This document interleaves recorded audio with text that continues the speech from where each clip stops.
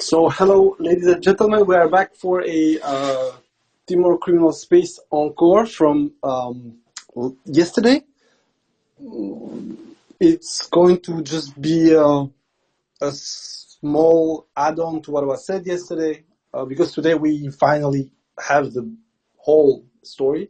Zelensky was absolutely disgusted probably by his visit in the US when people told him in the face that the plan, especially the secret parts of his plan, were delusional and that nobody would go after it.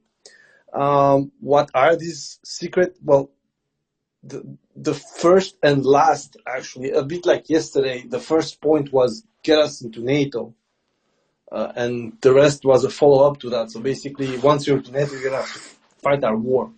But now the first and the last secret, I'd say blackmail clause into the victory plan.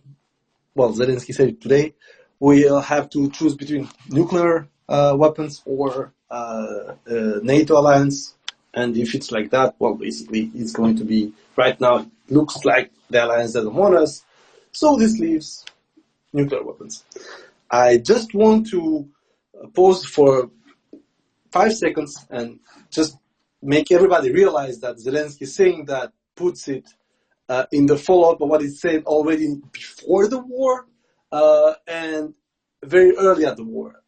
Before the war, I'm going to find the article actually, he hinted that they gave up nukes to be in peace, but if there is nothing to change Putin's mind, they would probably have to draw their own conclusions. So basically, that was a veiled threat. And then within the war, I think it was in April 2022, there was another article where Zelensky clearly threatened that nukes could be an option. Back then, I was ganged up by NAFOids. Actually, NAFO didn't exist as such, but people who later would probably become part of that insanity crew. I would like for you to, as I said, pause and think about, by threatening this, by breaking the very constant decision that Ukraine, the Ukrainian Socialist Republic, took in end of 1990 when they discussed this with Elensky, and I already published this. It's still available on the Ukrainian Rada site. The Statement of Sovereignty of the Ukrainian Republic states clearly that Ukraine will remain a neutral country, will not seek to obtain, harbor, and use nuclear weapons. It's very simple, very straightforward. So Ukraine, every claim from the Budapest Memorandum makes no single sense. First of all, they had no C2 over these weapons, but the most important part, Ukraine, breaking free from the Soviet Union, agreed to give up to become a non-nuclear country. So it doesn't make any sense to come back to that. It's literally apocryphal, and the most important part is that Zelensky threatening this, and I'm going to tell you guys, they have the capability to do it, especially if some unscrupulous hands help them out to at least make a couple of dirty bombs. So what happens is that right now Zelensky is requalifying completely Ukraine as a non-nuclear country, which means that nuclear countries, people on the NPT but that are nuclear nations, are prevented from employing nuclear weapons against non-nuclear countries. Unless, of course, you have such a threat, and then that's why you have the nuclear doctrine. But right now, it's not that. Right now, what Zelensky is doing is completely requalifying Ukraine. By threatening to make Ukraine a nuclear country, it's opening up to a nuclear exchange. And the biggest problem is that the only thing that Ukraine has once they have a nuclear breakout is that they may be strike first. But the retaliation from the Russians, and I know how it's going to go if it ever goes to that. Westerners and Chinese and everyone are going to ask Russia not to reply. Trust me, if nukes go off anywhere into Russia, you can kiss goodbye anything in Ukraine. Because Ukraine breaking that proliferation treaty and going nuclear under the scrutiny and control of the Western nations completely disqualifies anybody from the Western side to threaten Russia or give lessons. So Ukraine, first time you have a nuclear weapon in Russia, doesn't matter where they can put it, they can kill half of Moscow. They are going down. It's going to be Glass Cherkas. You can forget about that country. And it will be absolutely dramatic, honestly. And what Zelensky is doing right now is literally a sign of insanity, but also showing how bad the situation is. So everybody trying to come at me the last 2 years about how the fuck Ukrainians are going to endure this for decades, I would like to tell them, guys, no, it doesn't work like that. And it's the same for Russia, by the way. The Russians probably have about 5 to 6 years at the same level before it just wouldn't make any sense. It's just Ukraine doesn't have 5 to 6 years. They don't. If the losses go as we see right now, you can go to a Twitter member, he's called Anatar, and every month, more or less, he makes threads on Ukrainian demography. And the last count for him is about 75,000 mortality numbers related to war, civilians and military. So if we, separate this 2/3, 1/3, it means that Ukraine loses at least 50,000 people on the military ranks from the war. Do I believe this? Do I agree with this? I don't care, because the number that is given, if you stack up on the year to year, so 50, 50, 50, you got 150,000. You add at least 2.6 as was the initial score for the Ukrainians for the year 2022 in wounded, and then you're going to have, well, more or less 400 something have been casualties for sure. And then you're going to add the missing in action, which Ukrainians give for free, as I said. And you're going to arrive to over 500,000, plus the, you have to requalify every one of these losses, and you're going to get at roughly 250 to maybe 280,000 irrecoverables. This means that the Ukrainian military that allegedly is here right now, between 900,000 and 1.1 million people, has lost somewhere between 25 to 30% of its troops for good. These guys are not coming back. They're killed, they're missing in action for over 2 years, and they are maimed. So they are useless. Then you got those who have been wounded, but have already returned to the front line. And as I said, those bear the stigma of the combat and of the pain, and we're not speaking just for like some shrapnel and shit. We're speaking in sometimes guys who have lost one eyesight but still fighting, people who have PTSD, people who will not be able to fit back in civilian life. Same is true for the Russians, by the way. This is not like some kind of comparison. But what I mean by this is that when you see this, base your facts in something that you can observe, you can go there and see the source, you understand why Zelensky is fucking panicking. And Trump is part of the equation, sure. And that's why exactly he used this candor when he said that I spoke to Trump and I said it's going to be nukes or NATO, but given that we don't want to use nukes, it has to be NATO. Basically, he's trying to strong-arm the guy. I do not think this is going to work. It's actually going to be extremely bad for Ukraine, what just happened. But I feel that Zelensky needed that to be said because he wants NATO still to behave like the adult in the room, while he behaves like basically a cokehead. That's not a big issue. I mean, Zelensky for now almost 3 years has behaved like an asshole. A lot of people would say that, yeah, well, his country has been attacked and he's in this quote-unquote existential war. So, of course, he's going to go for everything. After all is fair in love and war. The problem when you start thinking in those terms are basically they're going to go ballistic. And it's true. I mean, like, I'm the first guy to say that for Iran, in order to defend itself from Israel and the United States, a nuclear breakout is necessary.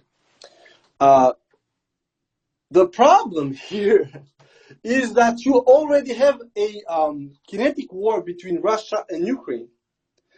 And Iran might have a nuclear breakout moment, and that might establish a deterrence between this more or less proxy war and indirect war that have, which, you know, flares up, but has nothing, absolutely nothing to do between what happens in Lebanon or Palestine or between Iran and Israel and what's going on right now in parts of Ukraine, extensive parts of Ukraine.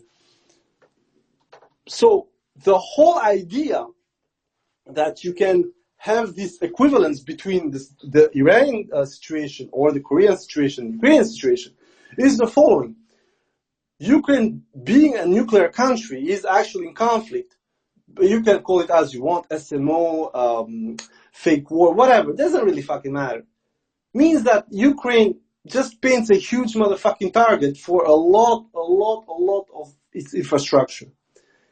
And it's not just conventional target. We are speaking about nuclear strikes, tactical mostly and probably. Now, I'm not saying that Russia is going to strike Ukraine, but the discourse is getting extremely close to what we actually said before. Only, as I said, what was expected was still expected, because that's what Zelensky is trying to do, basically to blackmail NATO or the US, whoever, the Martians, if it's possible, to intervene and fight this war and beat Russia. And I told you that these guys on Kursk, I said, to me, what's going on is engaging the shit show, losing that shit show, and running scarily to NATO, US, whoever, say, please, Uncle Sugar, save me, or we burn this shit out. And this is the main problem that we are having right now with Ukraine. There is nobody telling these guys, fucking calm this shit down, like, easy with all this rhetoric, because what it's doing, especially, like, just imagine you are a German voter and you got this asshole in Brussels saying, we're going to make nukes or you're going to fucking take us in. So basically what he's proposing to most of European voters or any, you know, European leadership is like, you have to choose between the pest and the cholera. It's the plague or the cholera. It's as simple as that. Either you go to war to Russia, you get your people killed, then who knows, maybe escalates into nukes, or we are going to escalate into nukes.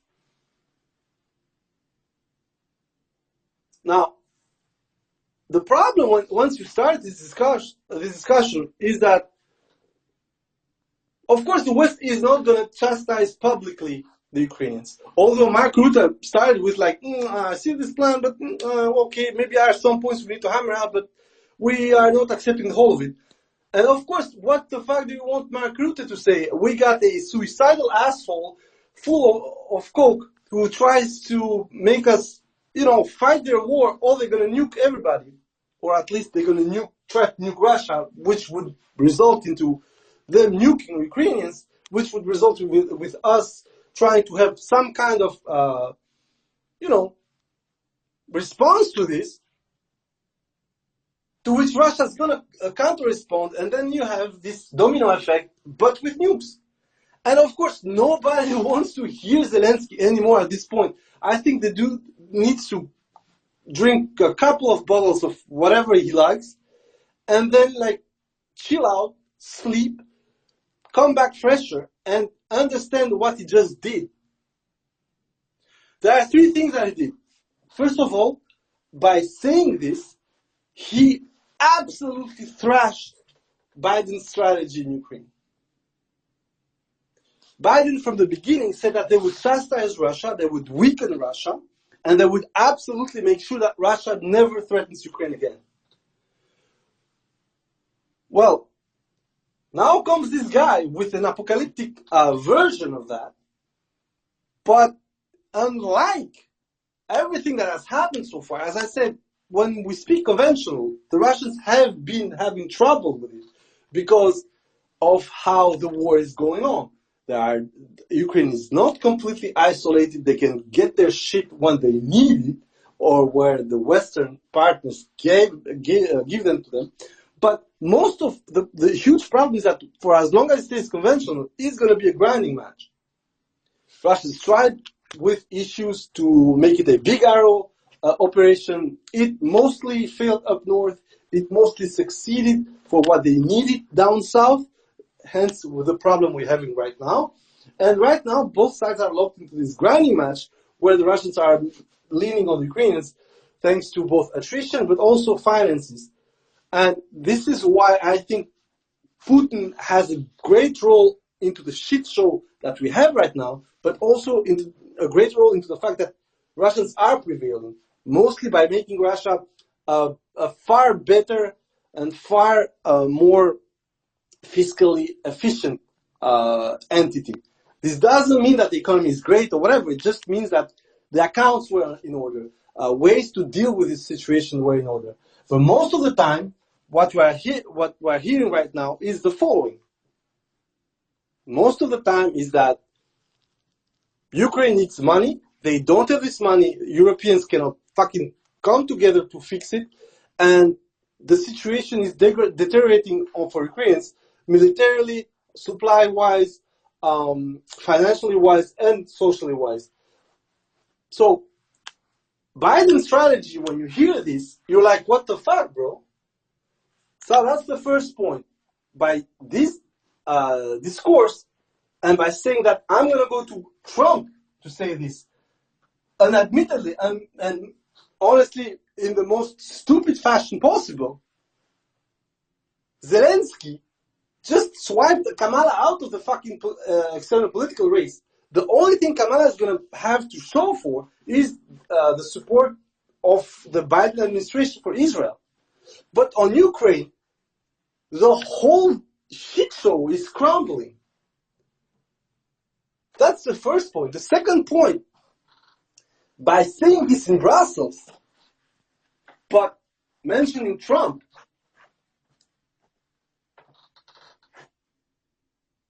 Zelensky confirms the vassal status of the European continent to America. Why did he have to say this? He could have said, I went to NATO and I said this. Of course, it could be explained by the fact that logistically, the Rammstein meeting that was probably supposed to allow him to shit into the face of everybody there by saying, I'm going to get nukes or you're going to take me in. But still, it's not an explanation. What he is pointing out here by speaking about Trump, his election, is exactly what I told you. Europe counts for shit. Oh, the only thing you're good, guys, is like paying us. The big dog, the guy who's going to decide if you win or lose, is across the Atlantic. Point. Fuck you and goodbye. Don't even try to have this discussion with me. I'm a cokehead, I know. But you're bitches, and you know it as well. This is paraphrasing more or less the intention and the discourse that Zelensky had in front of all these people. And also, you are in front of the European Parliament, European institutions, and you don't give a fuck. You go straight NATO or bombs. And there is nothing more American than NATO. NATO is the leash on the European continent. And this is not said in a negative sense. It's a fact. It's a simple fact. We can discuss it. People can be agreeing with me or not. It doesn't matter. NATO is leash. And we're going to go back to the motto, keeping the Germans down, Soviets out, Americans in. Just replace the Soviets with the Chinese maybe, because the Russians definitely are out now. And the third point, and this is the most insidious, is the tone. If you saw how he acted there, he was completely disenfranchised. There was no reverence there. There were small, bitchy jabs and remarks, which everybody who has had such an asshole at work or who is married knows this from when the lady acts up. Or when one of your worst useless colleagues tries to hide the shit he did and has this passive-aggressive mood. And that's exactly what Zelensky is showing there. Zelensky is showing that the reverence, the time for reverence for the Allies is gone. That he's gonna fucking do what he thinks he can or he wants. These, unfortunately, are not the same. Probably because there is a breakout. There is a breakout there. This breakout, probably technological, is that they can start manufacturing something along the lines of the Iskander. Now, probably they cannot do much of them because that's one of the things that I always said. Ukraine, despite everything, is still a huge pool of humans for the Russians. And it's only very recently that some very critical officers, I think there was one lieutenant colonel that was caught in Ivano-Frankovsk, that was basically giving information. I think the guy was within the supply. There's another guy that worked for DTEK that also was giving BDA to the Russians and information to the Russians was strike. Well, as I said, the more we go into this, the more we understand that these societies are intertwined. So what we see happening in Russia, so basically these low-grade operations from Ukrainian side, also happen to Ukraine. The difference is, as I said, the publicity is not the same. Until, of course, one of the sides gets caught. So what is this? Why these 3 points are very important? The fact that he just disavowed Biden, the fact that he literally shit on the face of the European Commission by putting America over them, and the fact that generally now, right now, he's trying to do some kind of solo rider. That's very simple. I think, especially for the third point, Zelensky is trying to play this wild dog, maverick card in order to, and this is not directed to the Russians. I'm going to tell you why. For the Russians, Zelensky going on with his nuclear threats and building any kind of nuclear device, a dirty bomb or actual, for the Russians it's perfect. They can solve this solution. And I'm going to tell you one thing. For the Westerners, it doesn't matter how fucking far Russia is going to go conventionally. The moment the Ukrainians blow a nuke anywhere in Russia, anywhere, there is not going to be any justification because you enter, as I told you once again, you enter in such a process that stopping the Russians from absolutely glassing the whole of the fucking country is the only victory you're going to have. But a retaliation strike will happen. People will die, and probably it's going to be a prelude of actually guys starting to talk together, because at that moment you will have the Russians literally having pulled the trigger as well. So everybody would know they would nuke the next guy who puts himself between Ukraine and Russia.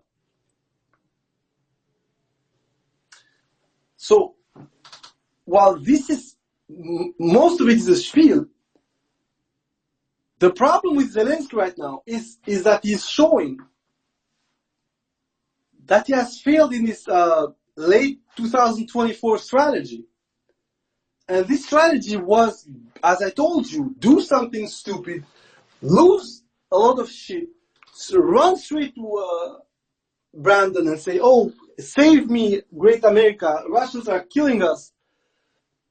This lack of self-reflection was calculated. It was literally priced in. What you're seeing happening in Kursk was predictable. I mean, like, they are getting absolutely trounced. And they can fucking post wonderful pictures and go on with their PR. Didn't matter a thing. As we saw, yes, they shot that fucking BTR. But then when you see the end of the game, you see that they lost their motherfucking tank. And they didn't even lose to a drone or whatever. They lost it to the fucking crew they missed. That's how bad this shit is. That's how bad Kursk is going for these people.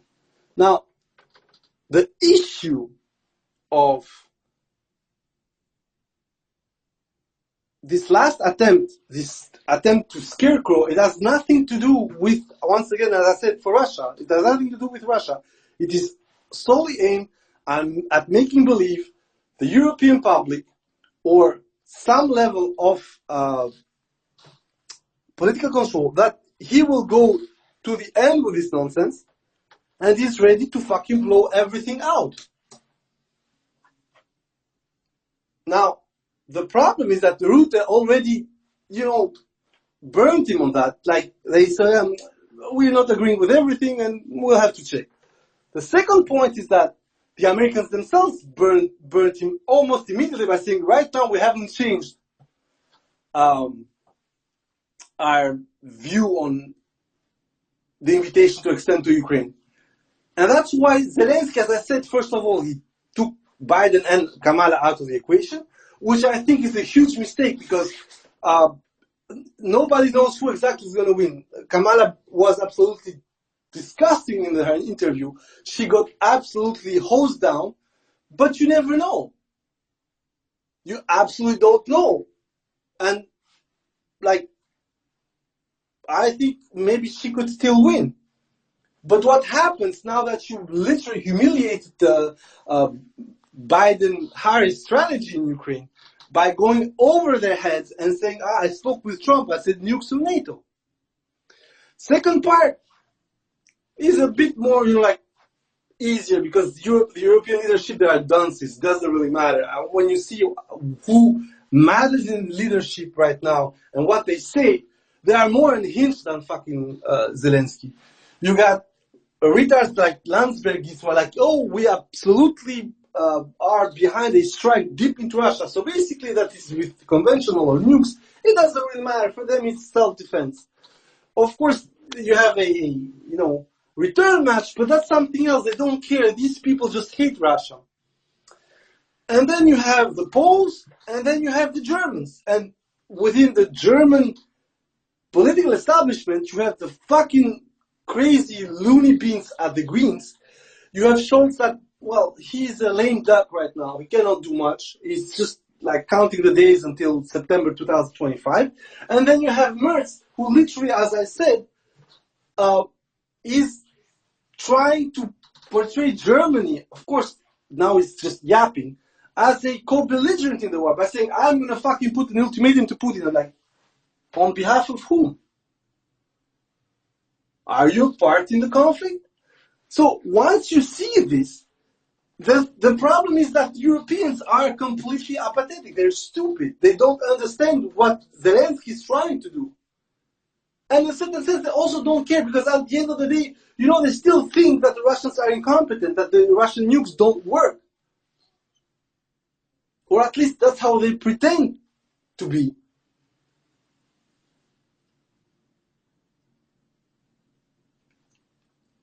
Therefore, what I'm seeing, and this is how extremely complicated this thing is that Zelensky might well get caught in his own, theater again. He started by getting caught in the fact that he's going to be this fucking warrior president, but then Naftali Bennett completely humiliated him by saying, when I confirmed that Putin was not going to kill him, he went out in Maidan and started making all these fucking pictures saying, we will not surrender, we'll fight. This is exactly what Zelensky risks having right now. He's gonna start with his, threats and shit, but at some point, Putin is not going to relent. I mean, just look at the maps, look at what's going on.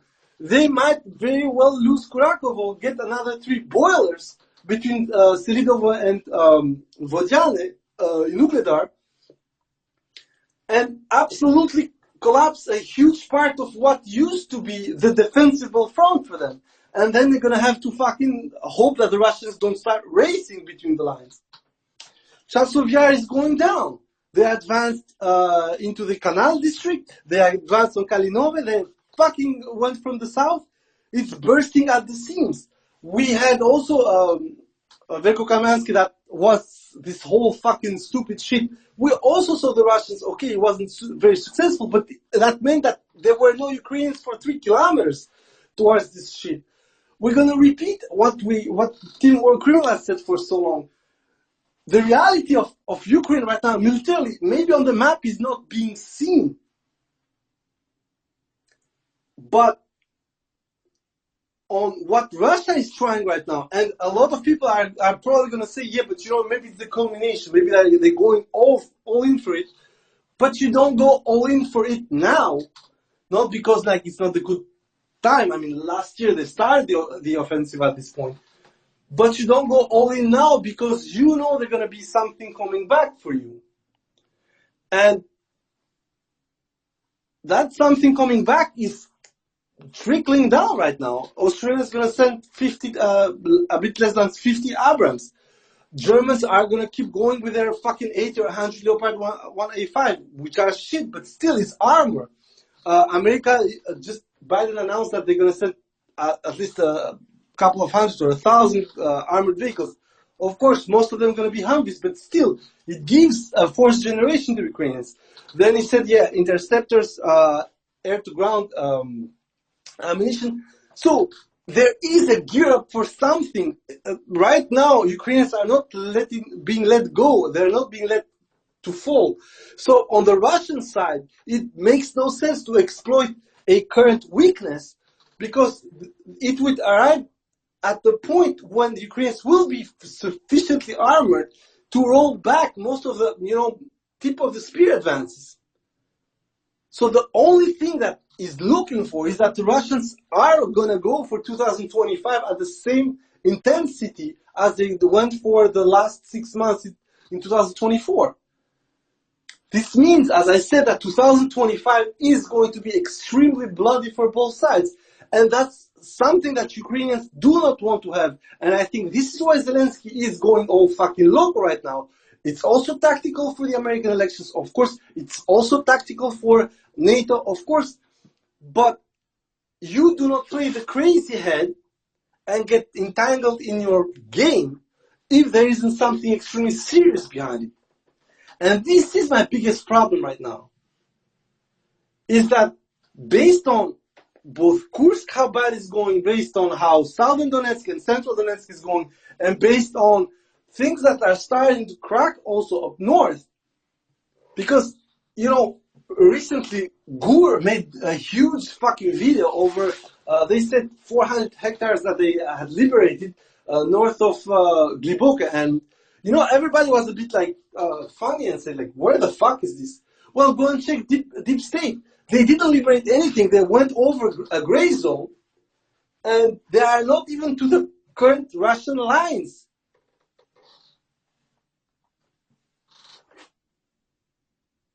Next to Lipsy.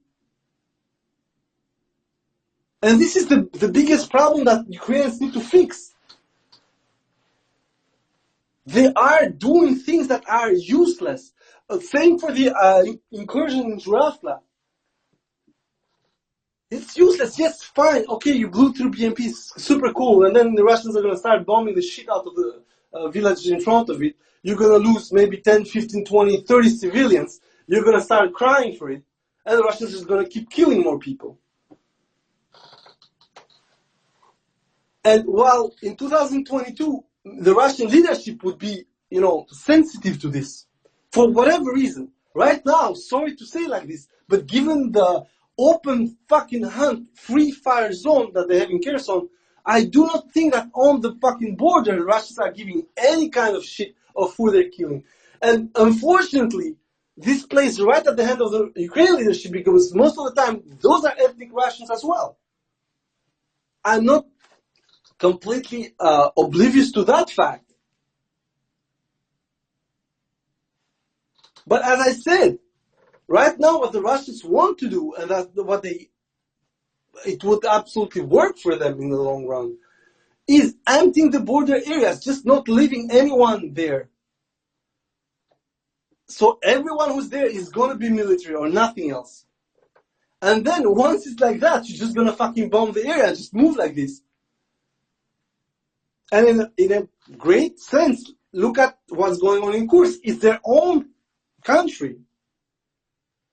And they started slowly, salami slice per salami slice. And now they cut in Zelensky. And once that shit is gone, with your northwestern corner gone as well from Pogrebki, I already put the map up actually almost a month and a half ago, and now I'm putting it back again. We will go back to the stop around Suja, the roughly 300 something kilometers, which would be taken out by massive bombing. And it's going to be leave or get killed. And at the same time, they're going to bomb Aktivka on the other side of the border. They're going to start bombing Yunakivka. They're going to start going through to Sumy. Hilariously enough, it's going to be the revenge of goodwill. They tried to make something very stupid. Russians tried to discuss with these people and treat with these people in 2022 out of a scare of actually having losses. Russia didn't want, in a certain sense, to lose face politically. I mean, the military aspect, once they were sure to go out to war, and given what has been said about the general staff of the Russian armed forces, I think these guys wanted to go at it. They just wanted to fucking clear out the Ukrainians. I think that the driving force behind how Russia is fighting right now is not the political aspect anymore. The policy part of it, especially since Belousov has been there, has been put into a box somewhere, and it is going for objectives, and I'm repeating, Pokrovsk is exactly that, is going for objectives that within 3 to 6 months are going to reveal themselves far more important than just Donbass. And this is my biggest scare right now, if I think about how Zelensky is acting. Because if things go in the best way possible for Russia, Zelensky is looking at the Russians crossing to Dnipropetrovsk Oblast and trying to clear up Zaporozhye by the north. The line from Velika Novosilka risks having a Russian breakthrough up north from eastern Dnipropetrovsk, southeastern Dnipropetrovsk. And then you have this huge problem that a whole bunch of defensive lines that you put in front of Zapo in order to deter the Russians are going to be flanked because of the loss of Pokrovsk. And I already had a discussion with someone today explaining to him that the biggest problem is not, attacking Kramatorsk and taking Kramatorsk. Kramatorsk is the end game for the Russians in Donbass. It's your final stop. What is important is making sure that Kramatorsk is limited to 1 or 2 routes, which you can then axe to yourself. If you let Pokrovsk live, then Kramatorsk can be supplied by every single axis. Therefore, Ukrainians can play this whack-a-mole of you close one tap, I open another one. But if you put them through a line along the Donetsk that comes either from Izium, either from Barvinkova, but it's still the same fucking line, the flow is going to be hampered by actually hunting these people, by drones coming into Kramatorsk. And not only that. So the biggest threat right now for Zelensky is that the Russians do not want a political settlement the way we envision it. I mean, I'm having this idea right now that for the Russian military, they have carte blanche until the end of 2026, for sure. And you can see that about 3 points. First of all, Putin's own declaration the statement that he made over the fact that the drone production should be exponentially raised from 2023, where they only produced about 140,000 drones. And then you got other things. The budget is one part. The second part is that, generally speaking, Russian losses are going down.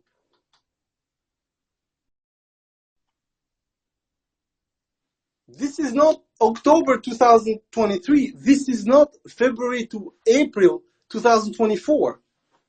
And a lot of people are going to say, yeah, but probably because, there is a fatigue, you got less troops, and the tempo is not reducing. The Ukrainians themselves are saying this. And the problem is not even the supplies on the Ukrainian side. The problem is simply that Ukrainians allowed themselves to get completely exploded in their lines. And I think this is exactly why Zelensky is afraid. They miscalculated with Kursk. They didn't achieve their goals in Kursk, their own goals. I'm not speaking about the bullshit about 1,000 square kilometers.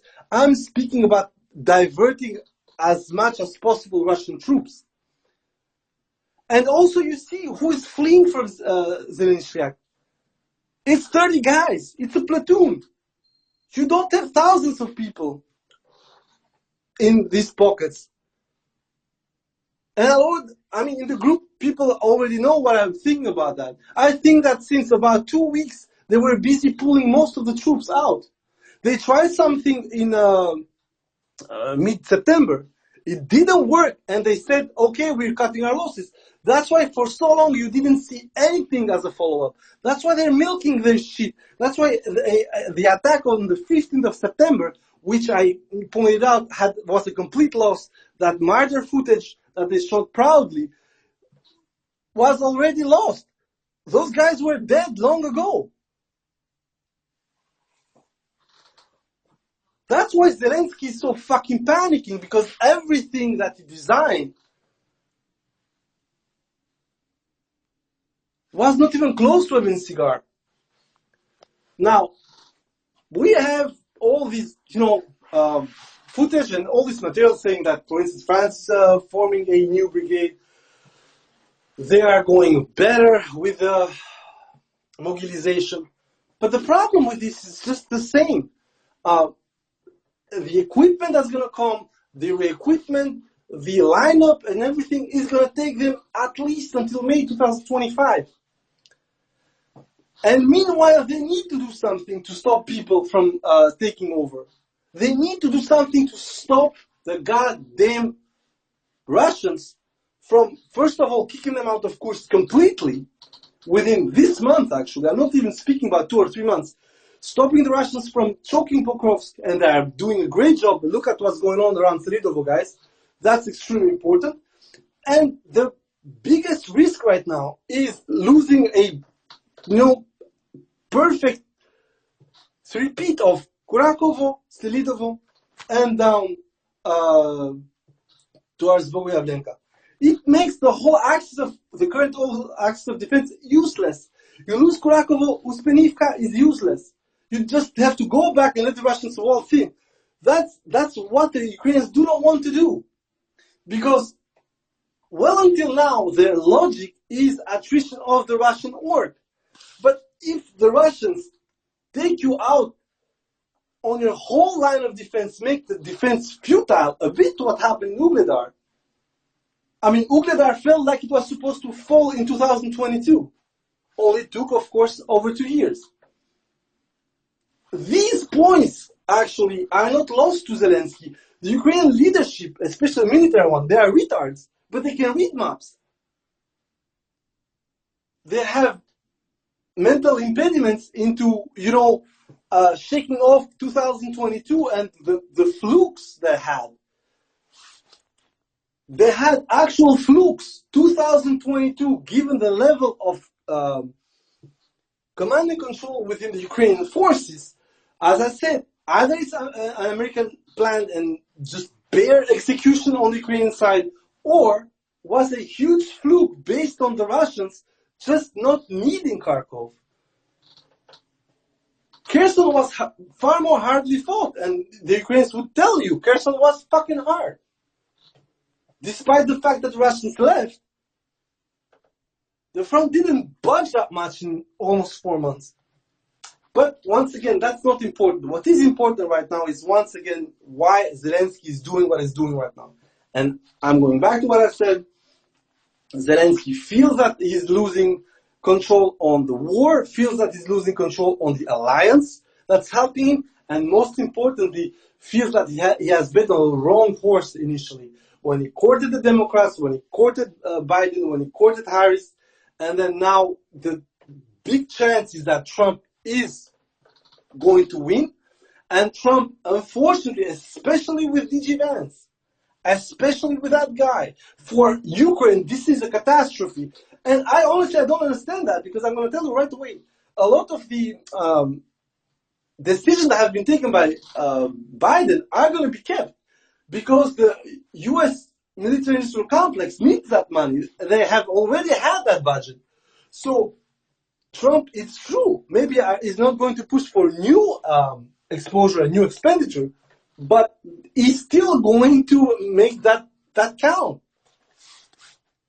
The only way for Trump to send shit is that the Ukrainian front collapses so profoundly that it makes no sense to start shipping tanks over Dnieper and the Russian side of Dnipropetrovsk. But that kind of advance is not going to happen within 6 months. I would like to be wrong. I'm telling you right now, if that happens, I would pronounce that I was super fucking wrong, but I know that this is not going to happen. Maybe Zaporozhye close enough. But if the Ukrainians drop the ball that hard, then I think Trump is not even going to fucking try and deliver anything. He's just going to grab Zelensky or whoever is going to be at his spot, sit him on a table, and make him sign the papers. So,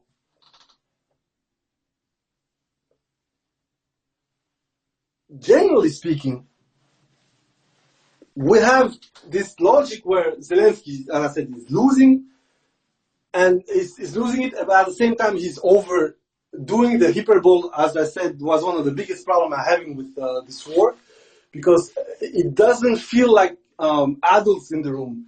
Everything looks like fucking prima donnas and bitches, and sometimes it also affects the Russians as well, especially with their claims over the losses. But on the second part, on the purely tactical and military front, the Ukrainians are really fucking getting their asses handed over to them. And it doesn't matter how much fucking gore, how much fucking show you're going to make out of a lot of things. The most important part is where you are after the engagement. And it's true, you got still the Russian losing more vehicles because they are the offense, and they also have more. You still have the problems for the Russians to properly conduct a multi-pronged advance, although it happens more and more, and when it happens, actually, we lose our mind. Look at the advance they did in south of Chasov Yar around Stupovsky. Absolutely incredible. That thing has the potential to upend the whole defensive system over there. But also shows that the maps from some mappers, I will not quote Deep Throat because we know he's an asshole, showing the Klishivka positions is madness, but having the Russians having crossed over there, it means that a lot of other real estate that he marks as Ukrainian is gone, guys. Just gone. Now, the other problem that we're having with the war here is also the flukes on the Russian side. I really think that what happened in Hostre, and I said it in the group, means that I got good intelligence on who they have in front of them, but at the same time, and Ukrainians are recognizing this themselves, I do not think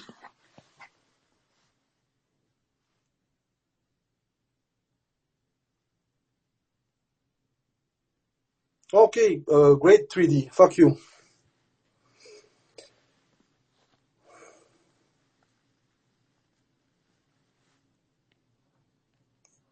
Okay, and it was an Albanian retard, so okay, fine.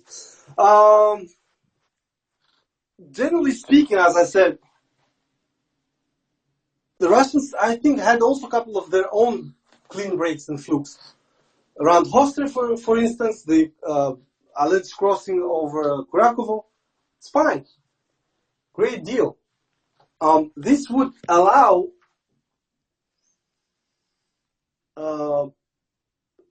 a couple of movements down the road, as I said, especially because Ukrainians locked themselves with their own defensive formation and the trenches south of Kurakovo, would just allow the Russians to, once they got that place there, to basically choke every single Ukrainian within Kurakovo and Spenivka out without actually having to fight for it. And this generally spells doom because, as I said, and Ukrainians, I said, recognize it themselves, the new crop of Ukrainian soldiers that are coming out of these mobilizations seemingly are the worst motivated and the worst equipped and the worst trained. But at the same time, the Ukrainians are selling this image of them being fine, being great and whatever. And I'm like, okay, then you're great. What can I say? It's fine. Keep going. And then after this whole description, this hyperbole, this attempt to bag the cat, you have the Ukrainians have Zelensky threatened with nukes. This is not something that, fits with what they're presenting. Like, honestly, read a couple of, layouts from both the major commentators of Ukrainian armed forces, be that officer, be that Sternenko, be whoever, Butuzov. Butuzov, by the way, I need to tell you, the guy has changed a lot. Before that, he wouldn't lie that much. We mocked him in Avdiivka, especially when he said, like, we got the Russians when we wanted, and then it turned out that it was the contrary. But, he would lie, but not that much. I mean, you could still trust him, but now he's lying on details. One of the ambushes just outside of Korenovo, when the Russians lost potentially a tank, although we don't know whose tank it is because Ukrainians were also with anti-mine systems. He said a Ukrainian tank fired on everybody there and everybody was killed. And then we unfortunately saw that one of the vehicles probably was taken out by a mine, could be the tank, but the map that came in the Yemen 5932 was hit by a drone. And they published it themselves, and including with the incendiary part when everything's burning.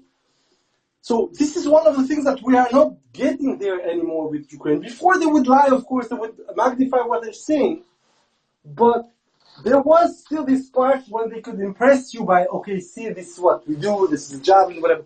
Right now, there is none of that, especially in Kursk. In Kursk is like this black hole when everything that Ukrainians used to be so good at, overstating PR, hiding their casualties, it's gone. And it's normal, like it's Russian territory, the logistics are shit.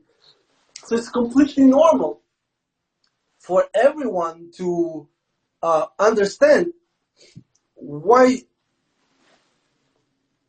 Ukraine is running on fumes on every single front.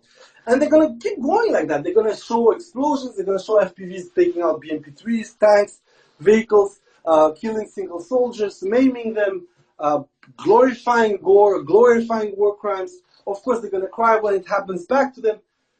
But there is this feeling of something being amiss compared to how it was before. And I think Zelensky, his performance in Europe today embodies that. I think Ukrainians are starting to factor in the fact that they probably have lost the war. I'm not saying they have lost today, I'm not saying that they will not fight. I don't think they're not going to receive weapons and ammunition and supplies. I'm saying they know where this is leading. And I think especially last year, around the corner of the end of the counteroffensive, there were still people trying to, say, but we still tried, we're going to have more time for next year. And you have commentators saying, oh yeah, Ukrainians are going to prepare for next year, is going to be better. Since then, whoever thinks about the counter, especially because of Kursk, and we had this discussion with you guys back at the Kursk specific space, when Kursk actually showed the contrary of everything Zelensky wanted to show. Kursk literally proved that offensively, even with a lighter defense, even with a less prepared enemy, they couldn't cut it. They couldn't do it. Even with the element of surprise, even with Air Force, even with more air defenses, even with tactical missiles, they couldn't cut it. Even while using the geography to their advantage. Remember the bridges that were blown over the Seine.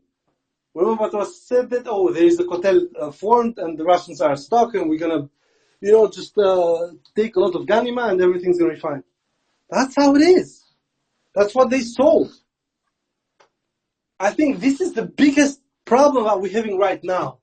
That problem is that, unfortunately for everyone supporting Ukraine, Kursk looked like a last attempt to do it conventionally. And the more you read declarations, like look at Podolyak saying, Ukraine is not going to attempt to liberate its territories by military force, but they're going to compel Russia to leave on its own volition. And I'm like, no, that's what Russia is going to do to you in Kursk. But the country is not going to work unless something happens. And voila, we have the cat out of the bag, which is threatened nuclear weapons. And my biggest problem right now is that I feel that Zelensky is going to have the same kind of issue that he had after 2022, when it worked better than thought.